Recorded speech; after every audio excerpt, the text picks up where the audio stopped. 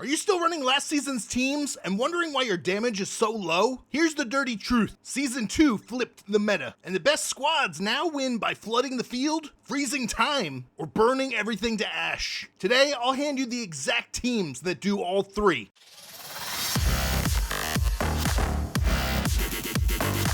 My Discord is your shortcut to power. I've got creator access, early intel, and real leaks. If you want meta teams before they trend, patch notes before they drop, and giveaways to get your hands on rewards, join my Discord now. Links below in the description. Jump in, gear up, and let's break Dragonheir together. Want to gain a massive amount of extra rewards and help support my channel? I've got two great options for you. Check in the description of the video, and you can download the game from my personal link. And if you've already got the game downloaded, head over to the creator code rewards link and use my creator code, DanManReal, all lowercase. Then we both gain rewards as you level up, giving you a massive advantage in game. Stay ahead of the competition. This is a straight shot through the Season 2 meta for Dragonheir Silent Gods. No fluff. You'll get the best teams for PvE and PvP, why they work, which schools they belong to, and the simple build rules that make these teams smash. I'll open some loops and answer them as we go. Which comps clear Temporal Vortex fastest? Which squads bully in the arena? And which squads turn the wall that you're hitting into a speed bump? Keep watching because I'll show you the blueprint that most players miss. Alright, so Season 2 isn't about stacking one big nuke and praying. It's about systems, engines that repeat damage, loop control, and stack shields, so your damage dealers get unlimited turns. 3 engines dominate: the Ice Crystal Burst, where you generate crystals, detonate, crit chain, and repeat. Then you have the Summon Swarm, where you just flood the map with bodies. You outlast, you cleanse, and you win by pressure. And then you have the Burn and the Poison Dots, where you stack the status and then pop, or let it tick during safe, shielded windows. Everything good in Season 2 fits one of these. Now here we go. Let's go over the PvE S tier squads. All right, now your first team up is the Ice Blast Synergy, the Shatter Factory. Your team is Bedell, Shinna, Zorak, Velocia, and Asilia. So what this team does is Shinna floods the field with ice crystals, and then Bedell detonates for huge crit bursts. Zorak amps your ice allies, and Velocia shields at the right time. Asilia soaks aggro and taunts. Now let's go over where this team shines. Right off the bat, Temporal Vortex. Chains ults, barely gets touched. It's gonna be one of the best teams for Temporal Vortex. And then you got the Goblin Lair. It's frost friendly. Ice Burst melts waves. Then you have the Heretical Ruins. We bring the crowd control and the safe clear. And this team dominates fire bosses. So why is this team one of the best? Repeatable burst with built-in safety. If the boss isn't ice immune, this comp is a blender. So just to give you another quick rundown, Bedell is your main DPS. Prioritize crit rate, then crit damage, and then attack. You want to focus cooldown cycling on Shinna and aura buffs for Zorak. And then with your defense core, focus Velocia's team shields on timers, and Asilia is going to be your taunt and steady front. The last thing to note, let me give you all the stats you want to focus on. For Bedell, you want to get 100% crit rate with buffs, then crit damage, and your main stat is attack percentage. Then for Shinna, attack percentage is your main stat, and then you want to focus straight energy gain and cooldown reduction. Same thing for Zorak. Attack percentage is your main stat, but you want to focus on speed, and it doesn't hurt to get crit rate. Now for Velocia, your main stat is going to be HP percentage, and then just focus on speed. And then last for Asilia, full tank, so focus on HP percentage, then defense percentage. And if you can pick up some resistance,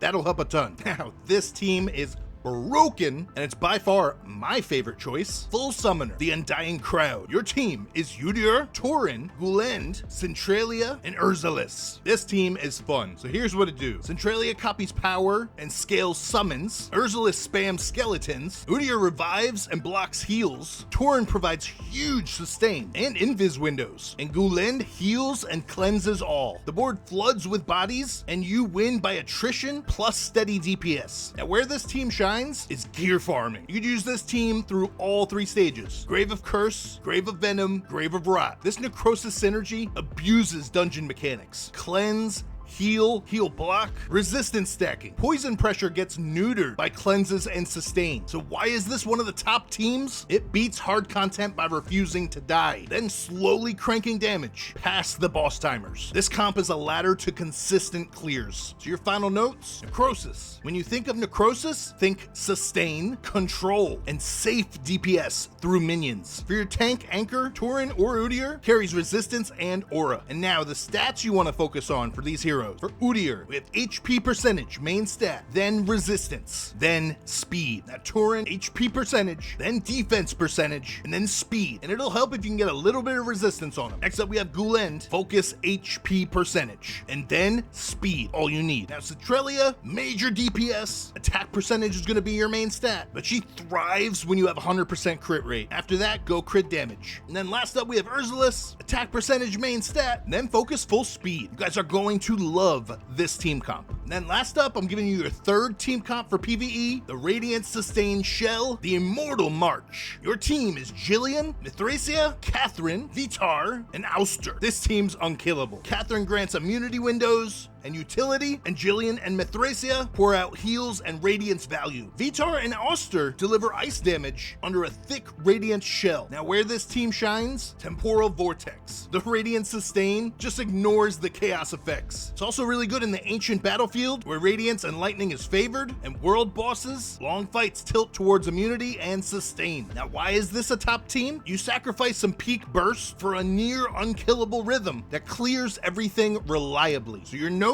for radiance, immunity, shields, and control. And your ice pair, Vitar and Ouster, gain safe uptime under the bubble. Now your main stats to focus on, Jillian and Mithracia both have HP percentage as main stat. After that, you want to focus on speed. Now Catherine, her main focus is speed. Right away. You want her to be able to cycle her skills. Get as much speed as you can. Then focus HP percentage and resistance. Resistance is crucial. You want her moving. Now Vitar and Ouster, build them with your damage. Focus on 100% crit rate, then pump into crit damage and attack percentage. And this wraps up your PvE teams, giving you the three best. You build these teams, you're gonna fly through content and dominate the leaderboards. GG. Okay, now it's time for the PvP teams. Now, before I get into the teams, I have a few simple build rules that are going to carry you through these fights. Rule 1, speed rules teams. Summoners and supports need speed first. Going first means that your engine starts before theirs. It's crucial for PvP.